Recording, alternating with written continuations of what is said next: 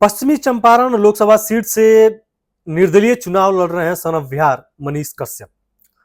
मनीष कश्यप के लिए यह सीट कितनी आसान होने वाली है, कितनी मुश्किल होने वाली है और इस सीट पे बीजेपी का क्या इतिहास है, क्या मनीष कश्यप इस सीट पे चुनाव जीत सकते हैं, पूरा समीकरण इस वीडियो में आपको समझाने वाला हूं।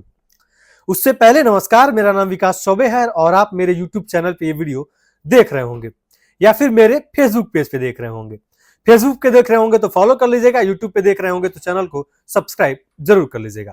ये जो लोकसभा सीट है पश्चिमी चंपारण का, ये बीजेपी का गढ़ माना जाता है।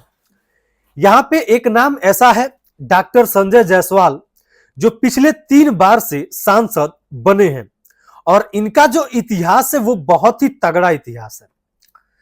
तो क्या ये मात दे सकते हैं मनीष कश्यप को? बीजेपी ने टिकट नहीं दिया मनीष कश्यप को और टिकट जो दिया है 3 बार से जो सांसद हैं डॉक्टर संजय जायसवाल उनको। आपको बता दें ये वही संजय जायसवाल है जो 2009 में तकरीबन 2 लाख के आसपास वोट इनको मिले थे 2009 में। उसके बाद से 2014 में डॉक्टर संजय जायसवाल को तकरीबन 3,71,000 वोट मिले। अब देखिए 9 से कितना गुना ज्यादा इनको 14 में वोट मिला है और आखिरी वाला तो उससे भी खतरनाक है सर। 2019 में डॉक्टर संजय जायसवाल को 6 लाख के आसपास वोट मिले हैं।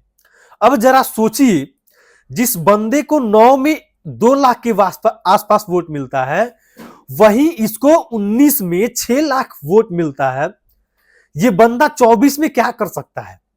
और उस सीट से उनके खिलाफ लड़ रहे हैं निर्दलीय मनीष कश्यप।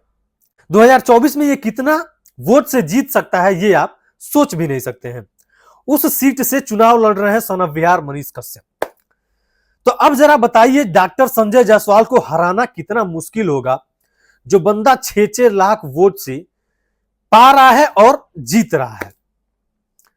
तो मनीष कश्यप का ये जो सीट है लोकसभा का पश्चिमी चंपारण, ये इनके लिए आसान नहीं होने वाला है।